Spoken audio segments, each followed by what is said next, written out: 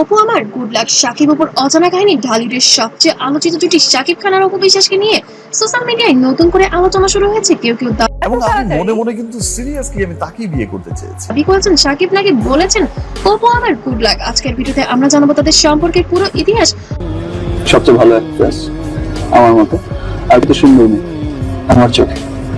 আমার কাছে যেটা ফিল হয়েছে, গোপন বিয়ে থেকে বিচ্ছেদ পর্যন্ত সব অজানা তথ্য ভিডিওটি শেষ পর্যন্ত দেখুন, লাইক শেয়ার করতে ভুলবেন না। চলুন প্রথমে জেনে নিই তাদের সম্পর্কের শুরুটা কেমন ছিল। অপু বিশ্বাস 2008 সালে 18 এপ্রিল শাকিব খানকে বিয়ে করেন গোপনে, কিন্তু এই বিয়ের কথা বহু বছর গোপন রেখেছিলেন। দীর্ঘদিন বিষয়টি গোপন রাখলেও 2017 সালে সন্তান আবরাম খান জয়ের জন্মের পর বিষয়টি প্রকাশে নিয়ে আসেন অভিনেত্রী। চিত্রনায়িকা অপু বিশ্বাস ভালোবেসে বিয়ে করেছিলেন ঢালিউড সুপারস্টার শাকিব খানকে। To get something, there is something pay, baby. এরপর তোমাকে ওর সাথে দেখলে একেবারে খুন করে ফেলবো। সব থেকে মজার বিষয় হলো 2017 সালের 10 এপ্রিল অপু বিশ্বাস টেলিভিশনের লাইভ অনুষ্ঠানে ছেলেকে কোলে নিয়ে প্রকাশ করে নিজের বিয়ের খবর। এখন শুনুন বিয়ের দিনের এক মজার কাহিনী। সম্প্রতি এক সাক্ষাৎকারে অপু বিশ্বাস জানিয়েছেন বিয়ের দিন তিনি মূলত পার্লারে যাওয়ার কথা বলে গুলশানের শাকিব খানের 5 তলার বাসায় গিয়েছিলেন। সেদিন শাকিবের ফুফাতো ভাইয়ের মেয়ের জন্মদিন থাকায় পরিবারের প্রায় সব সদস্যই দাওয়াত খেতে গিয়েছিলেন। আর সবচেয়ে চমকপ্রদ তথ্য হলো তাদের বিয়ের পোশাক তারা কোথায় লুকিয়ে রেখেছিলেন জানেন?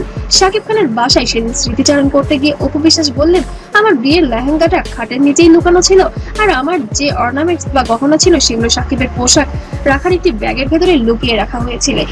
তার পক্ষ থেকে ছিলেন মনিরুজ্জামান, তার চাচাতো ভাই, আর এই আমাদের কয়েকজনের সম্মিলিত ভাবে আমাদের আসলে বিয়েটা হয়। এমনি সেই বিয়ে খুব বেশি জাঁকজমক ছিল না। এক সাক্ষাৎকারে জিজ্ঞেস করা হয়েছিল কত ভরি গহনা পরেছিলেন, উত্তরেও অপু মুচকি হেসে বলেন, কত ভরি সেটা বলা কি খুব দরকার?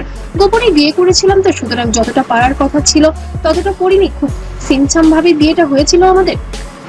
এবং আমি মনে মনে কিন্তু সিরিয়াসলি আমি তাকেই বিয়ে করতে চেয়েছি।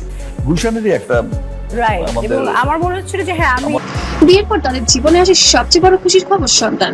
বিয়ের পর 27 সেপ্টেম্বর 2016 সালে কলকাতায় তাদের রাজপুত্র আবরাম খান জয়ের জন্মগ্রহণ হয়। কিন্তু দুর্ভাগ্যক্রমে সন্তান প্রকাশে আনার কিছুদিনের মধ্যে তাদের সম্পর্কে ভাঙন শুরু হয়।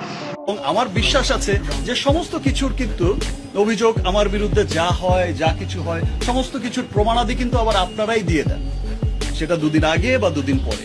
সেজন্য আমি কিন্তু কখনোই খুব একটা প্রতিবাদও করি না, খুব একটা কাছেও আসি না।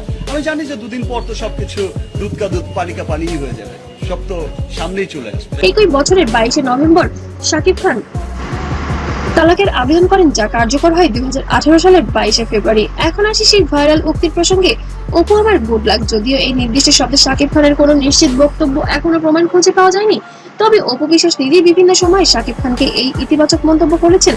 তাই ক্যারিয়ারে শাকিব খানের অবদানের কথা একাধিকবার স্বীকার করেছেন। তাই দর্শকদের বলবো, ভাইরাল কোনো ক্লিপ দেখে সেটার মূল উৎস যাচাই করে নেবেন।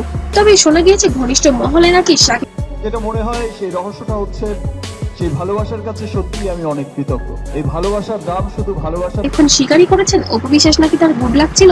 অপু বিশ্বাস সেই সময় ছিল যেন তার ক্যারিয়ারটা এতদূর এসেছে, নাহলে অনেক আগে ক্যারিয়ার ভেঙেছিল। কারণ অপু বিশ্বাস একটি পরিণত নারী, সে সবসময় চেয়েছে শাকিব খান উপরে উঠুক এবং জীবনের সব থেকে উচ্চ পর্যায়ে চলে যাক। তো বন্ধুরা, এই ছিল শাকিব খান এবং অপু বিশ্বাসের সম্পর্কে সত্যিকারের কাহিনী। আর ভিডিওটি ভালো লাগলে অবশ্যই লাইক দিন, কমেন্ট করে আপনার মতামত জানান এবং চ্যানেলকে অবশ্যই সাবস্ক্রাইব করে রাখুন যাতে ঢালিউডের আরো আপডেট পেতে পারেন। দেখা হবে পরবর্তী কোনো ভিডিওতে। ততক্ষণ পর্যন্ত ভালো থাকবেন, সুস্থ থাকবেন। আল্লাহ হাফেজ।